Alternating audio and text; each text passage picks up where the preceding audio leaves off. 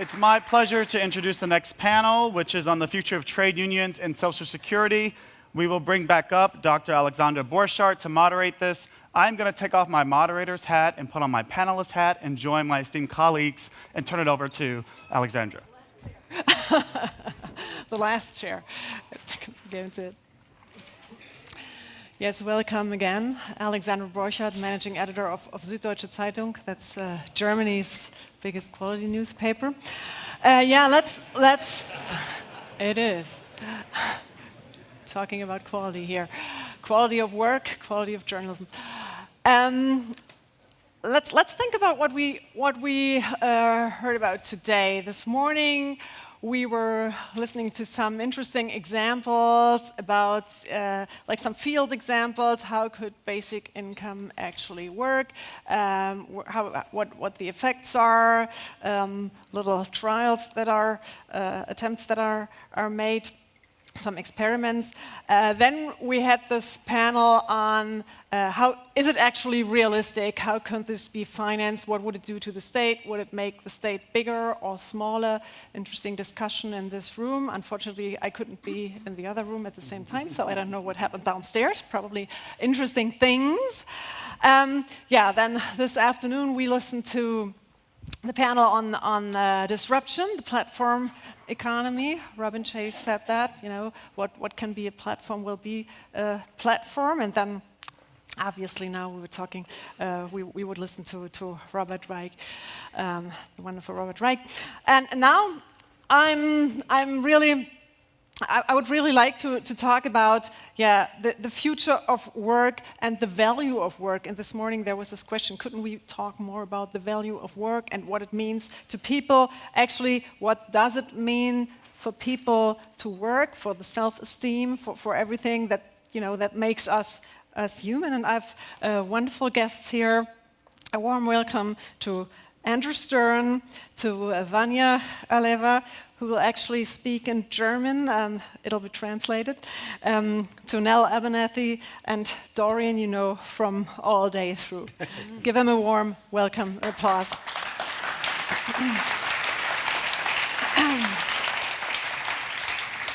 Let's start out with Andrew. Andrew was a former president of the US Service Employees International Union, and now he's a senior fellow at Columbia University.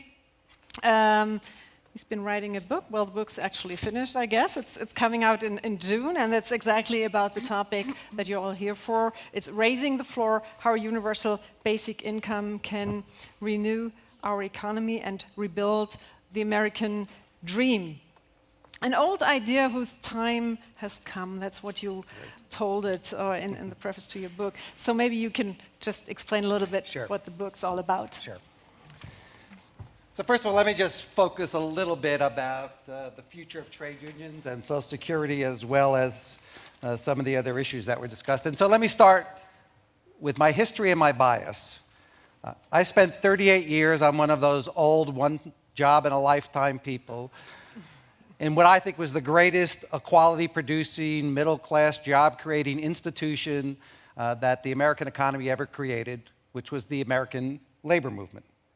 The last 15 years of my life I spent as the president of that union, which became the largest union in North America, the fastest-growing union in the world, with offices in 10 countries as part of our effort to build a global union movement. I had the privilege every day, people actually paid me. I felt like a juvenile delinquent who actually got paid every day to go out and hold corporations accountable to the way that it treated the people that worked for them, whether they were global corporations or Walmart or private equity. I got a chance to try to change people's lives. And most importantly, I got a front row seat in the most inspirational part of my life was to watch janitors, security officers, and child care workers, hospital, nursing home, and home care workers. People that in our society once were powerless because of their union have a voice and become powerful through an amazing institution that distributed wealth very effectively in our country. When I was born, the American labor movement had 1 in 3 people who went to work were in a union. By the time I started work after becoming a member of the union as a staff member of the union. The labor movement had 1 in 4 people in the union movement. By the time I became president, we had 1 in 10, and when I left, we had 1 in 16. Only less than 7% of private sector workers in the United States have a union, and the only 2 sectors of the economy where the labor movement really exercises strength in terms of having control over wages are on the ports by the dock workers and professional sports athletes. Nowhere else does the American labor movement really exercise a way to take labor out of competition. Now, our union was the largest union. In 2008, we'd become the most politically important union, I would say, in the country. We gave $80 million to elect the President of the United States, put 100,000 members of ours, janitors and childcare workers, into our campaigns. And right after that election, we began to fight for an unfulfilled dream in our country, was that every man, woman, and child would have health care, a dream that eluded America for a very long time. And when Barack Obama signed Obamacare, an important, although flawed bill, 20 million people's lives were changed. That was more lives than every contract that I bargained, our union bargained. In fact, every contract the labor movement had bargained in 75 years, that one bill changed more lives than anything that happened before. And that gave me an understanding that at 6% of the workforce, that the labor movement wasn't necessarily the only way we could rebuild our economy, that we needed new ideas and new ways, and I left and spent the last 5 years traveling the country, talking to people, trying to think about what could revive the American workforce. And there were 3 things that the context that I want to explain that I learned. The first was this little story that I was told early on about, if you boil water and you turn on the heat, the water gets hotter and hotter and hotter. But at some point, it actually boils. And that's called a phase transition. Andrew McAfee will talk to you later with Eric Bajorlson, who wrote a book with Andrew McAfee, tells the story of the chess master and the teacher. And the chess master, having taught the king how to play chess, is asked for what he wants as a reward. And he says, I want 1 grain of rice on the first square of the chessboard, then 2, then 4, and you just keep doubling it. And about halfway through the reward, he realized that there is more rice that's going to be given halfway through the chessboard than is higher than Mount Everest. And allegedly, the story is the king kills the chess master because he realized he's been had. That's the power of doubling. And the third issue I want to talk about is I met with Andy Grove, the first person I met with, and he talked to me about his book, Only the Paranoid Survive. And he said there are moments in companies and countries that are called strategic inflection points, turning points, where a confluence of events, usually you only can see them after time has gone by, where companies or countries face major decisions, major choices. That's the moment I think we all find ourselves in. Now, whether you want to believe McKinsey that says 45% of all the tasks can be eliminated, 13% more by artificial intelligence. If you want to believe the Oxford study, 47% of all jobs. Deloitte, 1/3 of the jobs in Europe.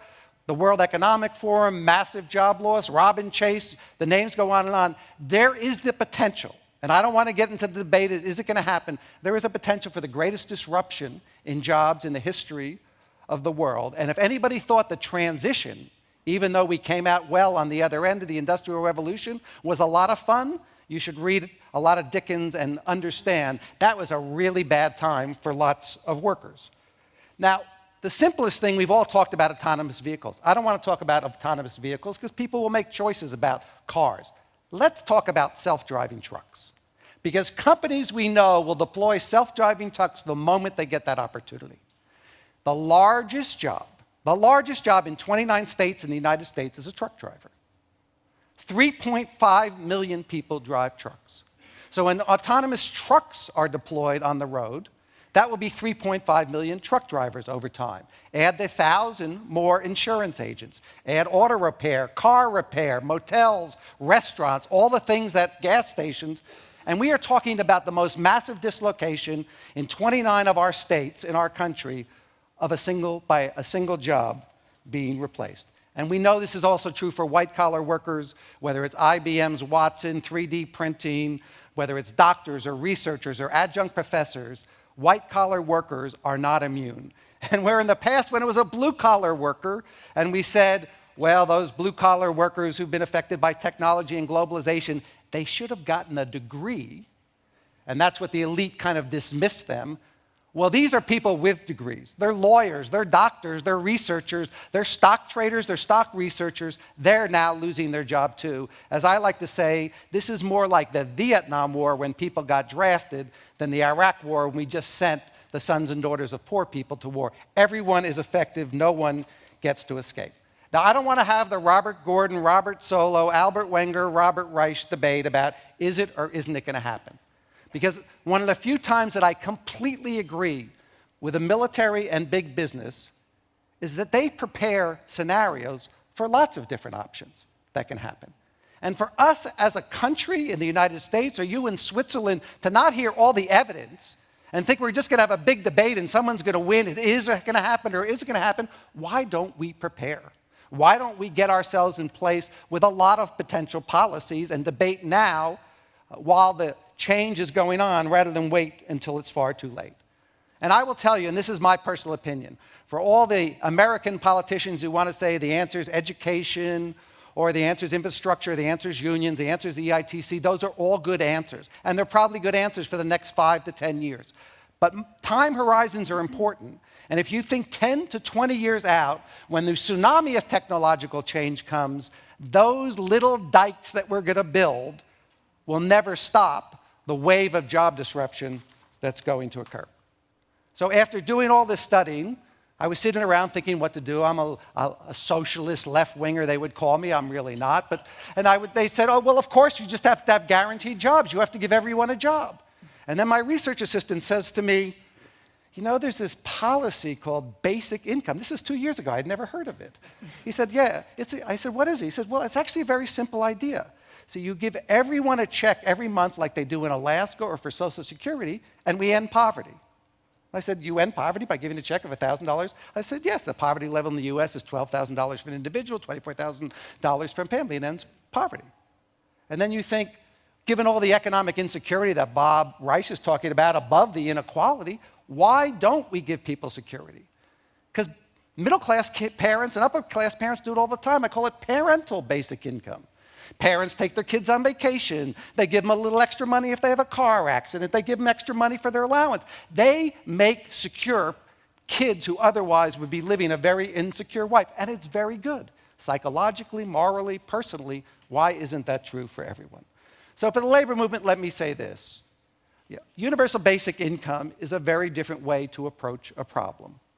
But if your role was not to represent your institution, but your role you saw in your life was to change people's lives, there is no social policy that I've heard yet that can change more people's lives than universal basic income, that can provide no more economic security than universal basic income. And finally, when we talk about, in the American labor movement, people wanted bread and roses too.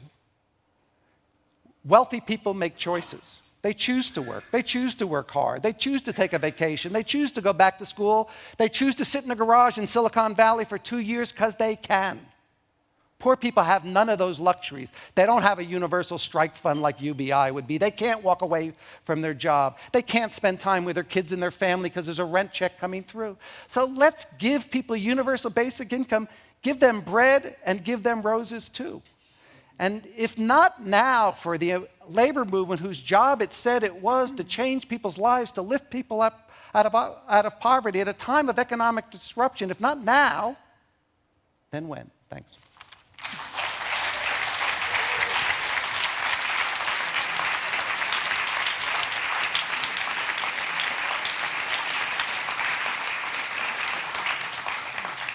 Okay, thank you so much, Andrew. I mean, this sounds more like you were talking about going to war. This sounds more like a state of emergency rather than living up to one's potential because one has an income. I mean, bread and roses. Sometimes when I've been listening today, I felt we were talking about the basic income of about like $10,000 a month, but we are talking about the very minimum basic income where you can really not do very much with. How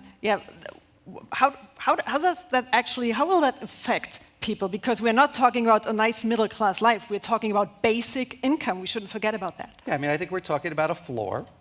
In our country, as sad as it is, that's the level that we do as an official rate of poverty. It would require us cashing out a lot of the existing welfare programs. You don't need unemployment insurance and other things when you are providing people basic incomes. And Michael Tanner, who is in my book, and he and I debate what you would keep and what would you get rid of. But some of the welfare programs would be cashed out, so we give people a floor. And it's not like people are not going to work at $1,000 a month. They may not work full time, they may be Uber drivers, or they may just choose to be home with their family and the other person chooses to work. It's about choices and freedom and opportunity. And I just think we should be prepared for a moment to make sure everyone is guaranteed that kind of existence. Okay, we'll talk more about this in the discussion. Now I'll get to my next guest. Ich möchte unsere nächste Panelistin, Referentin vorstellen. Vania Alleva. She's the president of UNIA, Swiss Trade Union. That's everybody in the room, or many people here know this, probably largest union in Switzerland. Vice president of the Swiss Federation of Trade Unions. I'll switch back and forth. I promised to her that I'll switch, but I can't, for everybody here who just understands English. Also sie ist die Präsidentin von Unia, die größte Schweizer Gewerkschaft. Und sie hat das Buch mitgeschrieben, Unrecognized Work Service Employees in Switzerland. Does it have a German title too? I'm sure, yes, but obviously I just have the English notes here because I didn't know you were speaking German. So she's been dealing with changes of the working environment and challenges for social solidarity for quite some time. And actually she's rather skeptical of minimum guaranteed basic income. Sie sind eher skeptisch, was das angeht, wenn ich das richtig gelesen habe über sie. Sie sagen, Mindestlöhne sind besser. Minimum wage is much better. So maybe you. Ja, also ich entschuldige mich, dass mein Englisch wirklich sehr schlecht ist. Also ich kann mit Französisch, Spanisch, Italienisch dienen, aber Englisch wirklich nicht. Also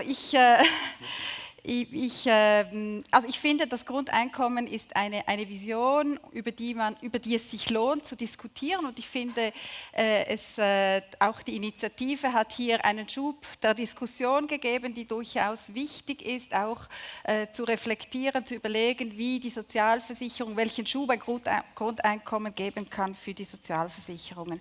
Wir denken aber vom Schweizerischen Gewerkschaftsbund und von der Gewerkschaft Unia, dass die Initiative, die jetzt auch in der Schweiz diskutiert wird, so wie sie gestaltet ist und wie sie aufgegleist ist mit sehr vielen offenen Punkten bezüglich der Gestaltung, der Finanzierung, dass sie eben ein Risiko hat bezüglich der Sozialleistungen. Und Andrew hat jetzt eben auch gesagt, in den USA geht man davon aus, dass dieses Grundeinkommen dann die bestehenden Sozialleistungen streichen wird, oder ersetzen wird. Und da denken wir haben ein Sozialsystem, das bei uns in der Schweiz funktioniert, das auch ein Rechtsanspruch gibt und das wird in Gefahr gestellt.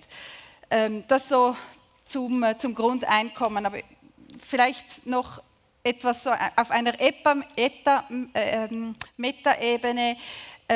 Wir organisieren, also die Gewerkschaft Unia ist eine interprofessionelle Gewerkschaft und sie organisiert Arbeitnehmenden in den traditionellen Gewerkschaftsgebieten, Gewerbe, Bau, Industrie mit einem hohen Organisationsgrad, aber auch neu in den letzten 10 Jahren in den Dienstleistungsberufen und wir wachsen als Gewerkschaft dank der Organisierung in den Dienstleistungsberufen. Also wir organisieren nicht nur irgendwelche Arbeitereliten oder Aristokratie, sondern auch Arbeitnehmende in den Dienstleistungsberufen, die in einem sehr prekären Arbeitsverhältnis stehen oder in sehr flexiblen Arbeitsverhältnissen, sehr viele Frauen.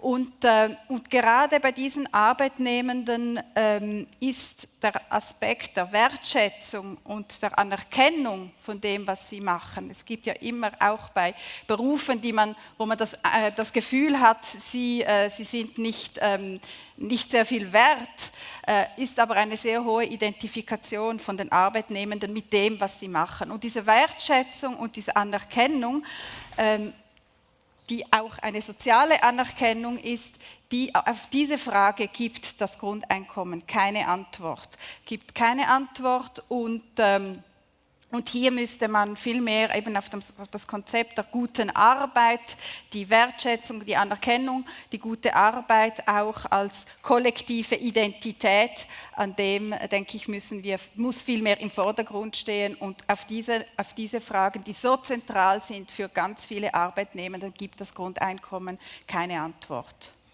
Gut, also Sie stimmen nicht damit überein, was Robin Chase gesagt hat. What Robin Chase said, you don't agree with that, you disagree with that most people don't like what they're doing, or Robert Reich said that too. Also Sie sind nicht damit einverstanden, was hier gesagt wurde, dass die meisten Leute ihre Arbeit... Jetzt muss ich da das Kanal wechseln, weil Andrew... Okay, ich versuche es zweisprachig, aber... Ja, also... Okay. Also Sie glauben nicht, dass die meisten Leute eigentlich gar keinen Spaß an der Arbeit haben. Das ist ja manchmal auch so eine Einstellung, ja, jemand, der putzt, der kann ja keinen Spaß an seiner Arbeit haben. Sie sehen das ganz anders.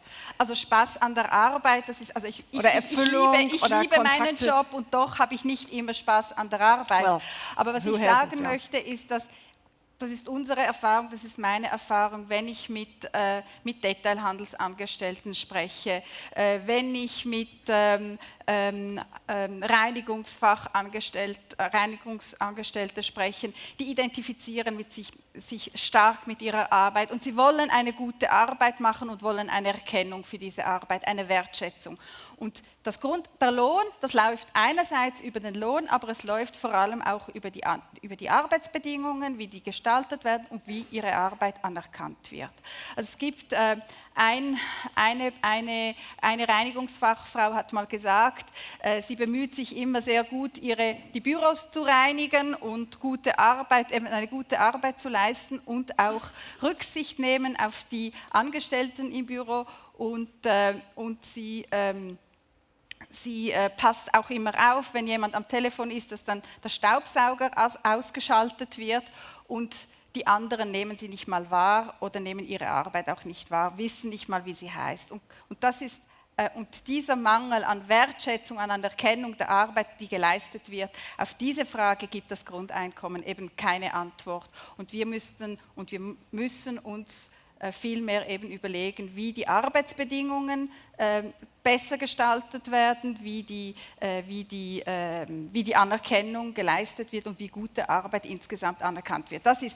Ich bin nicht grundsätzlich gegen das Grundeinkommen. Ich finde, es greift einfach zu kurz. Es gibt nicht die Antwort auf alles. Und was mich inhaltlich was ich sehr gefährlich finde, ist das Grundeinkommen als Existenzminimum. Wenn wir die 2.500 Franken, die jetzt in der Schweiz nehmen, anschauen, dann ist das unter der Armutsgrenze, also man kann sich weder Ferien noch irgendwas leisten und auf der anderen Seite riskieren wir, dass dieses Grundeinkommen, das bestehende Sozialsystem, die AHV, die Altersvorsorge, die Arbeitslosenversicherung, die Sozialhilfe, die wir haben und wo es ein Anrecht gibt heute in der Schweiz, dass das in Gefahr gesetzt wird. Wobei alle Diskussionen über den Wert von Arbeit helfen natürlich nicht, wenn ein Szenario eintritt, wie Andrew Stern es prognostiziert hat. All these discussions about the good work, the value of work, don't really help with the scenario that Andrew Stern was presenting before. But let's go to Nell Abernathy. She's the director of programs at the Roosevelt Institute in New York with Joseph Stiglitz. Some people might know this. Her research emphasis is on financial regulation and the gig economy.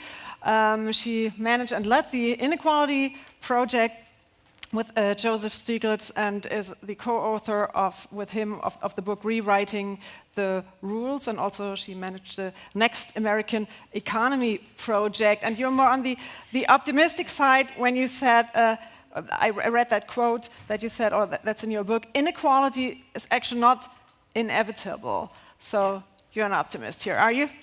Oh, well, I think we're in bad shape when I'm the optimist. But yes, for sure, inequality is not inevitable. That doesn't mean I have a lot of faith we're going to choose to do things differently.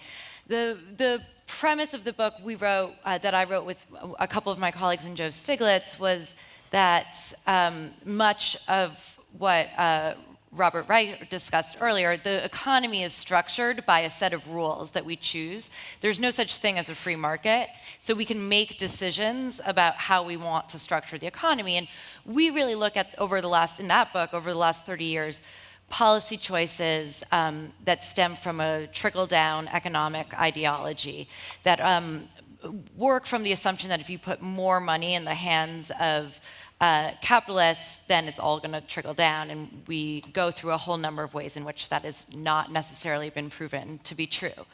I think it's reasonable to say in the 90s that you could believe that. There was a lot of evidence that as long as we grew as a country, that would the benefits would accrue to a broad swath of the population. I think it's pretty hard to believe that today based on the most recent economic evidence. But as it comes to technology, we argue in that book that globalization and technology are not inevitable forces that are forcing inequality upon us. But I do think there is a change in the structures underlying the economy. And in the US, for sure, I agree with things everyone has said. The social contract that we set up was basically set up in the 1920s, 1930s, and it really bears no recognition to the kind of economy we're facing today and the kinds of institutions that we need. So it's a good time to re-examine institutions and think about something like the UBI. For me, I start from the assumption of what is the problem we're trying to solve for? What did those institutions solve for back then? A lot of it is economic security. If we're looking at things like economic security, I think UBI is a good answer.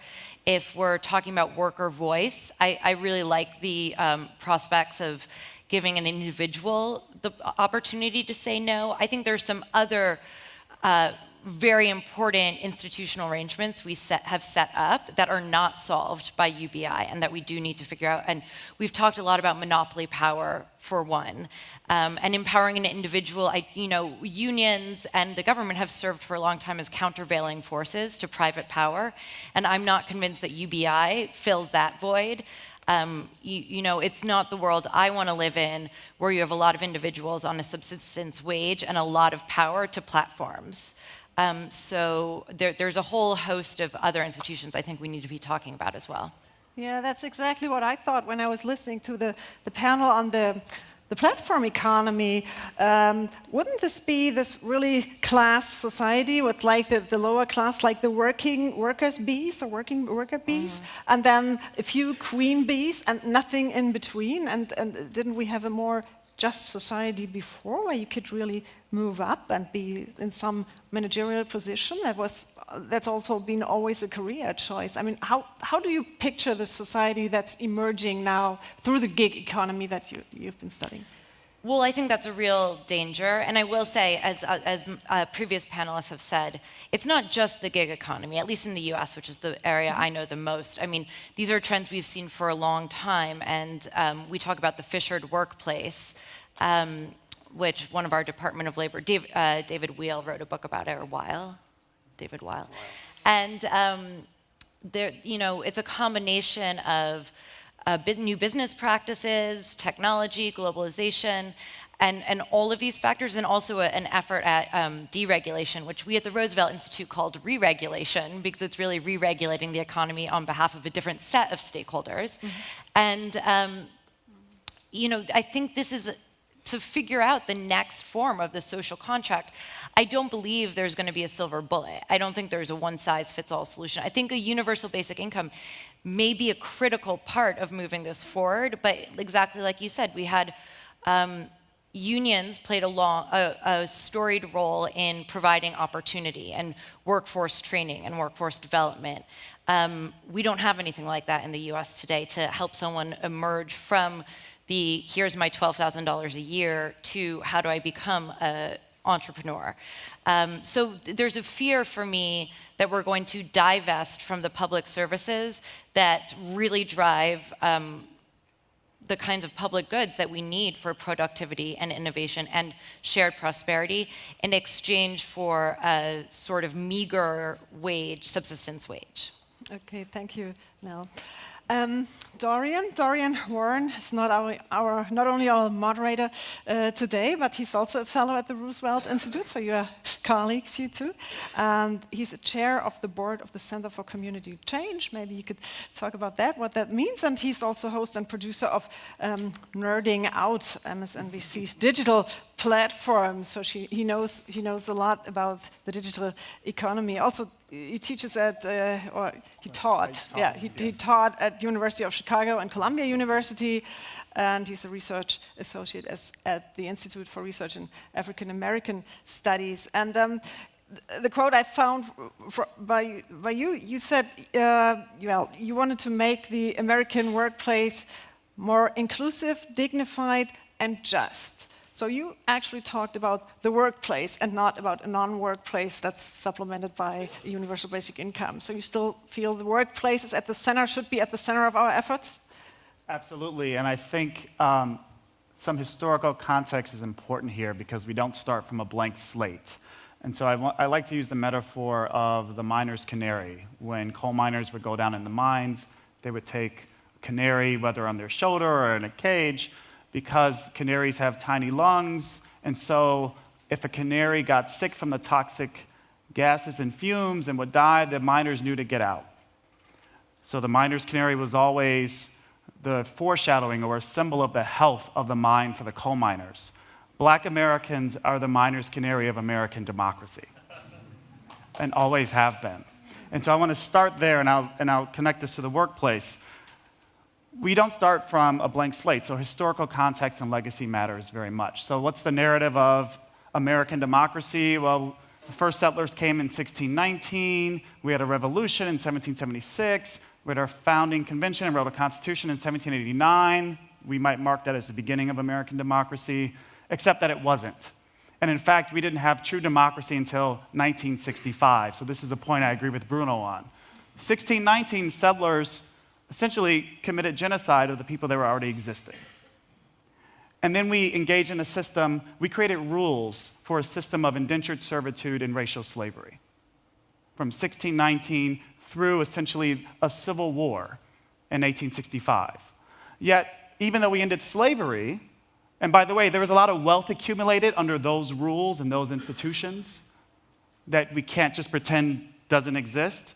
So in 1865, Civil War, we end the institution of slavery, but in the American South, we had something called slavery by another name, Jim Crow.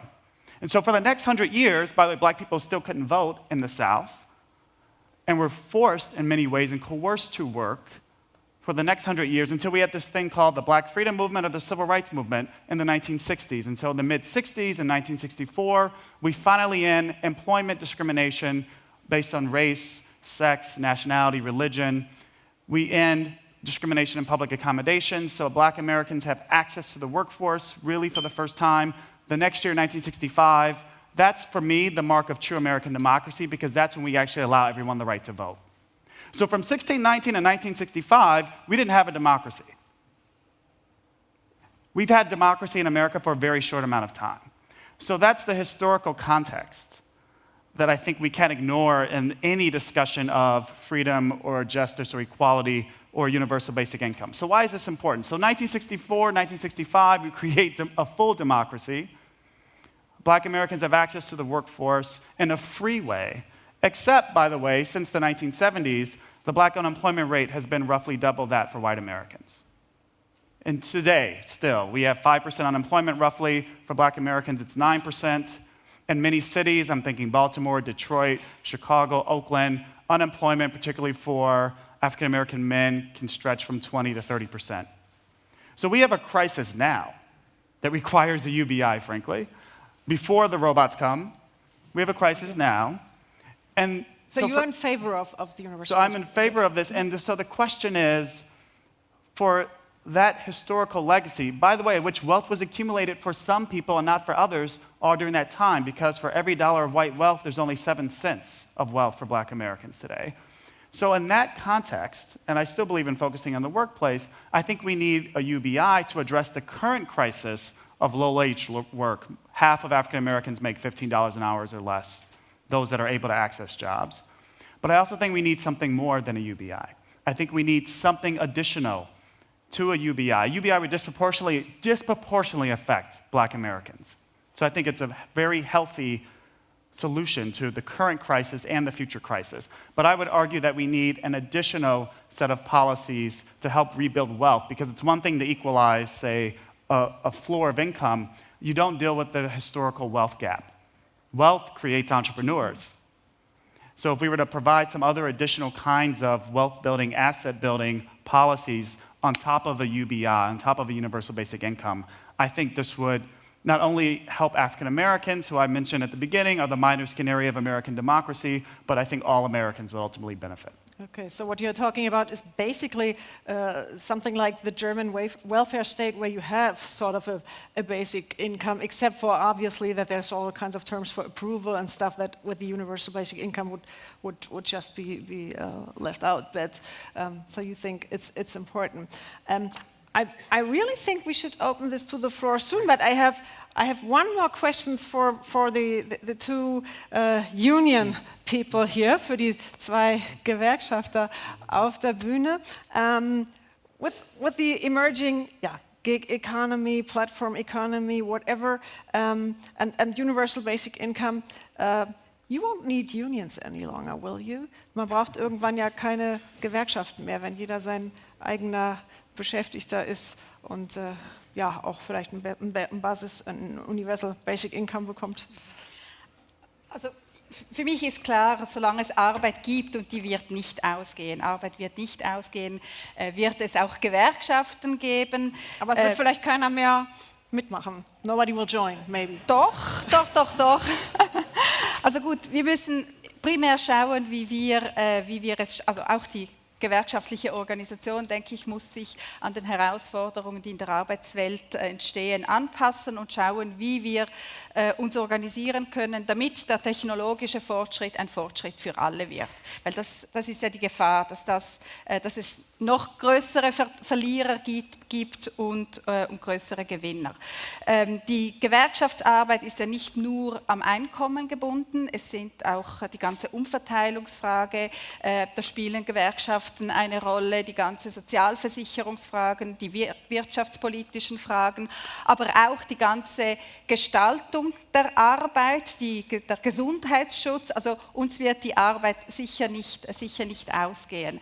Ich denke, es wird aber entscheidend sein, und das ist eine Gefahr bei dieser ganzen Diskussion, dass wir so wie fast davon ausgehen, es wird solche geben, die Arbeit haben, und es werden solche geben, die keine Arbeit haben. Und das ist das Gefährliche, wenn die Arbeitenden gegen die Nicht-Arbeitenden ausgespielt werden, weil Andrew hat am Anfang, als er das Beispiel gebracht hat von den Spitalangestellten und überhaupt auch bei der sozialpolitischen Fortschritt, der erreicht worden ist, das ist immer das Ergebnis eines Kräfteverhältnisses, entweder im Betrieb oder in der Gesellschaft, und an diesem Kräfteverhältnis müssen wir arbeiten, und das ist total kontraproduktiv, wenn wir eben Arbeitende gegen Nicht-Arbeitende ausspielen, sondern wir müssen an diesem Kollektiv arbeiten. Also daher denke ich nicht, dass unsere Arbeit, dass den Gewerkschaften die Arbeit ausgehen wird, sondern im Gegenteil,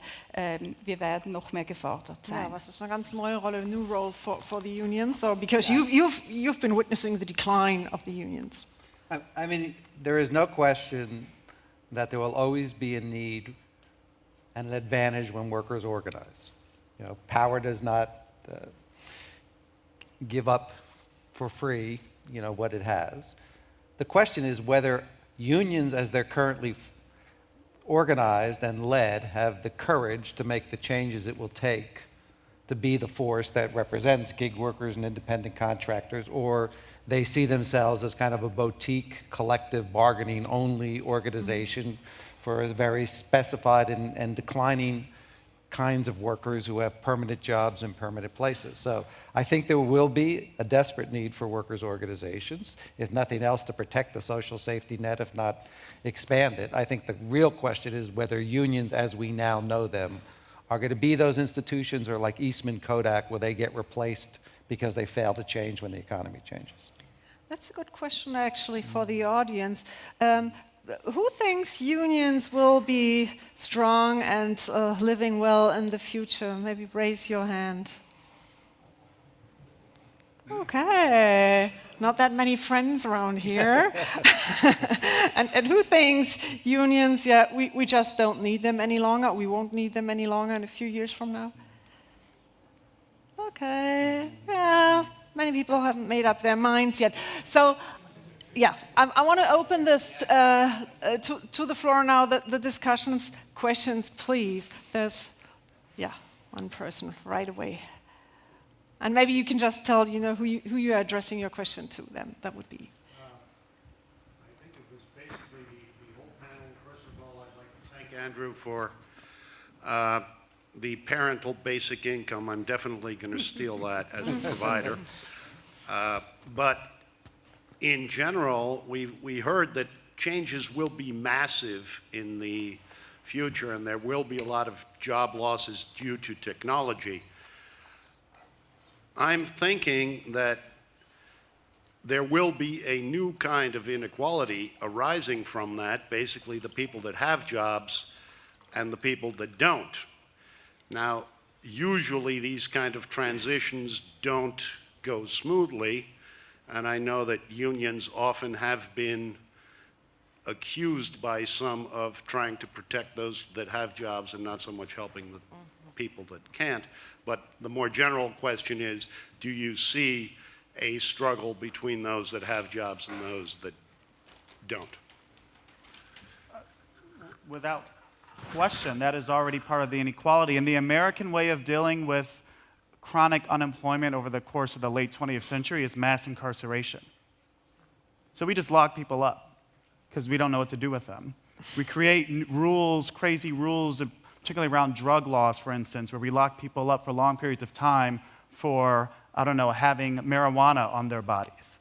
Yeah, so that's been our solution. And guess what? We're not realizing it's way too expensive and we can't afford it. So there's a very interesting, like in this conference, there's a very interesting right-left convergence, particularly of libertarians and traditional progressives who have said, this is not smart policy in terms of mass incarceration. We need another way out of this. So we're starting to decriminalize drug offenses, particularly nonviolent drug offenses. But that has been the American solution to unemployment that's exacerbated. So what happens if you're caught with selling drugs or drug possession, you go to jail, you come out, well, guess what? Employers ask if you have a criminal record, so then you can't get hired.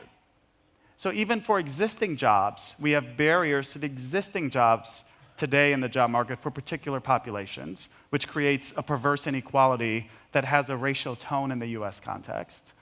We're finally beginning to shift gears on that. But the question is, well, how do we solve the broader unemployment problem that we've had for the last 40 years that will only get worse, as we've heard all day? And I think UBI is the solution to that problem. But you're right, I think we create other kinds of inequalities that compound on each other in terms of unemployment. Yeah. You wanted to comment on that right away, Andy? To me, there desperately needs to be workers' organizations in the future. I mean, even in the Uber situation, in the settlement, there's a call for a drivers' association. The history of the labor movement is not necessarily having regulated collective bargaining organization. There were guilds and all kinds of other institutions that workers just seized power. They didn't need the government to give them power. I think the question is whether the traditional labor movement can transform itself to fill the space that's being created between gig workers, independent contractors, contingent workers, or whether they are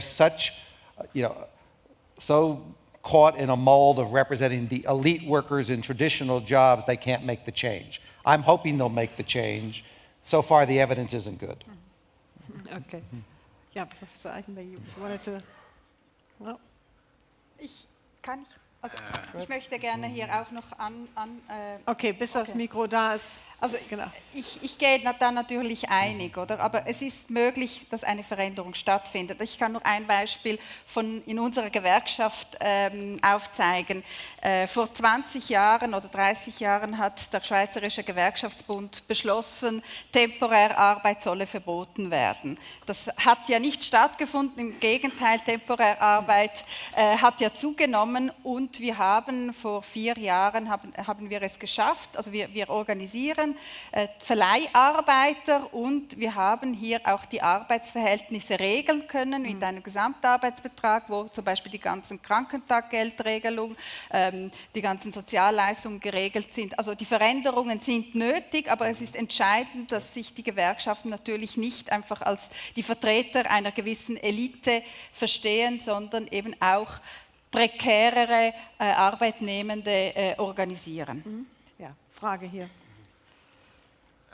2 short remarks and a question.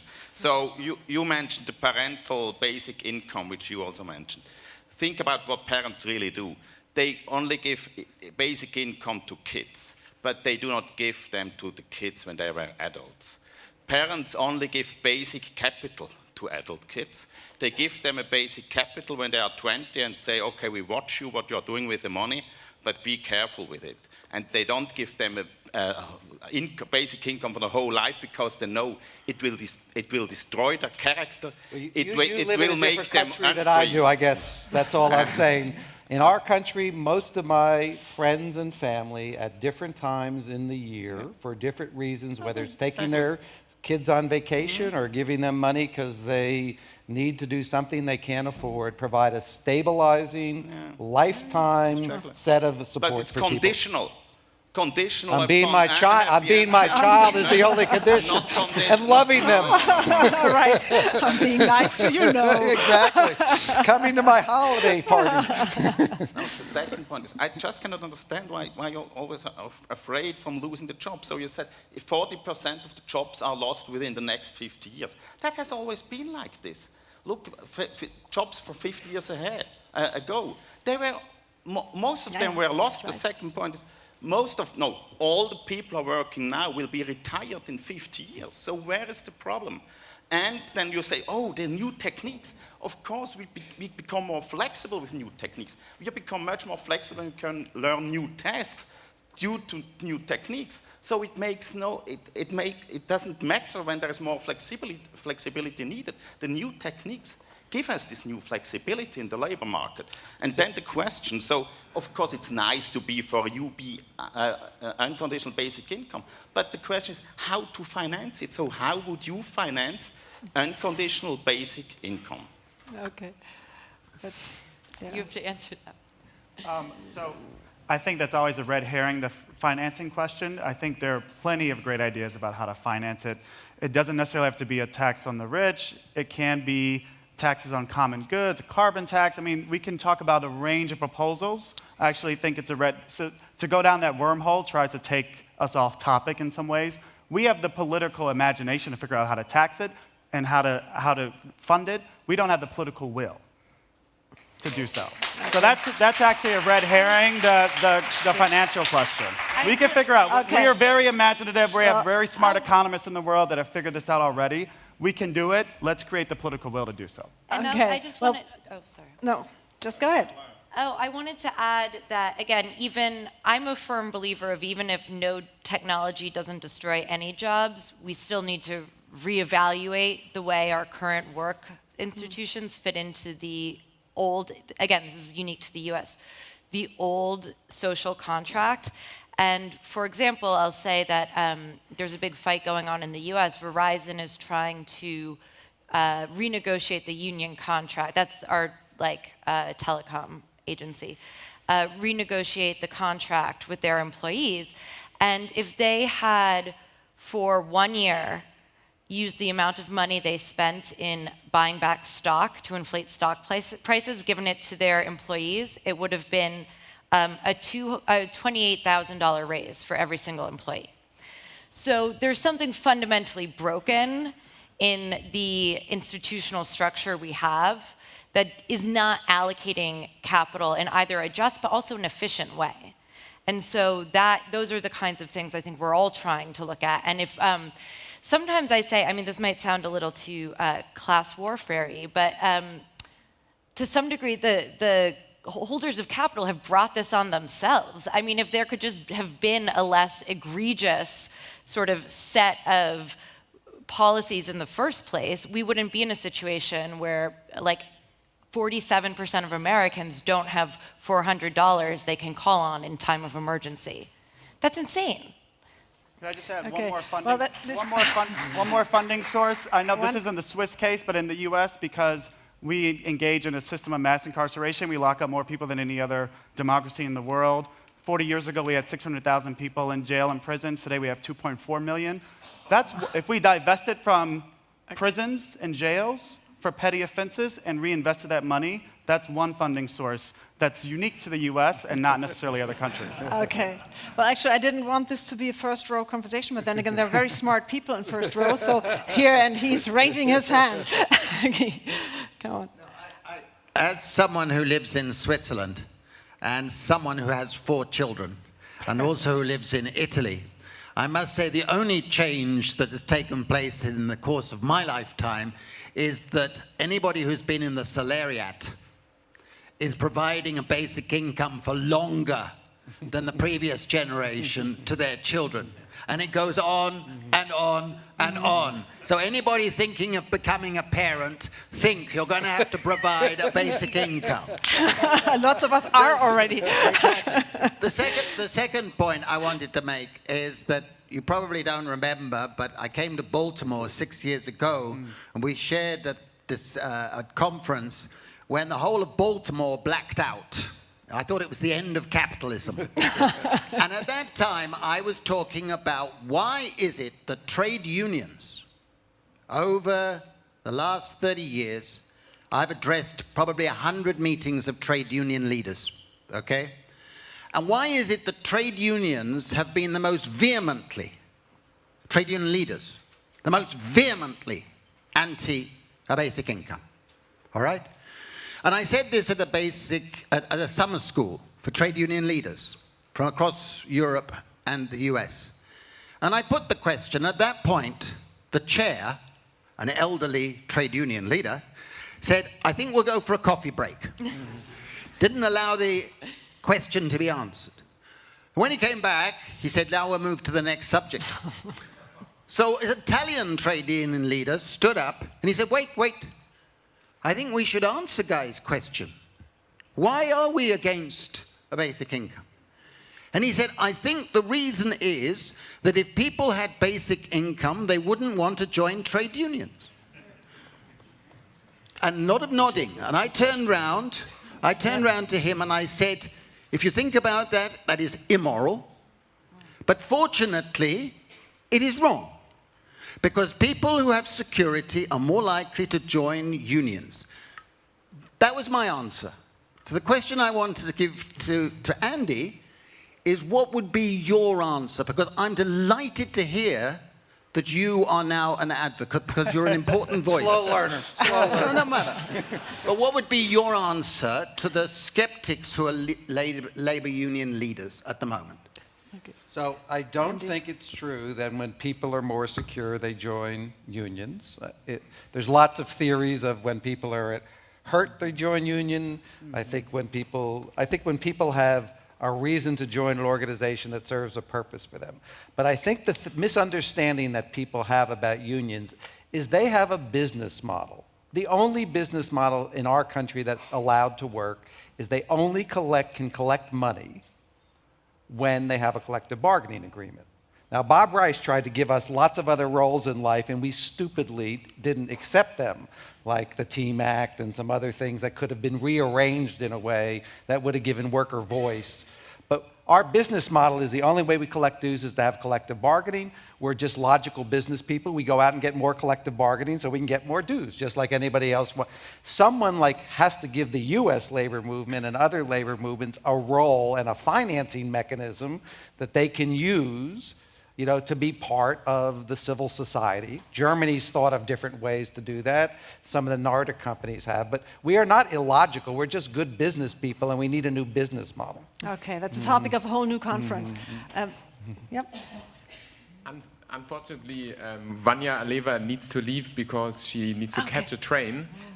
Okay. Sie müssen, glaube ich, los, weil sie einen Zug noch bekommen müssen. Do you want to say something? For the next meeting. Right now. So, and we are also already running out of time. I know. So perhaps I can ask my normal last question. If you were a Swiss citizen, what would you vote and why? I'd vote Chicago style 3 times yes.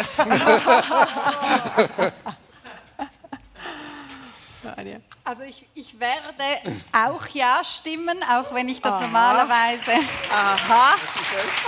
Ja, Normalerweise, wenn ich kritisch bin einer Vorlage gegenüber, dann mache ich das nicht. Aber hier finde ich, hat es wirklich ein Potenzial der Diskussion und ein visionäres Potenzial, das ich finde, lohnt sich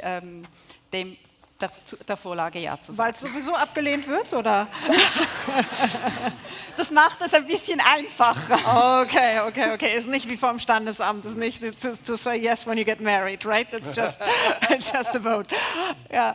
I'm sorry to say, well, if I thought that my vote would actually shift the decision, I would vote no, because I think there needs to be more research before I'm fully willing to go on board with this. But if I thought it was just to register a vote of support, I would vote yes.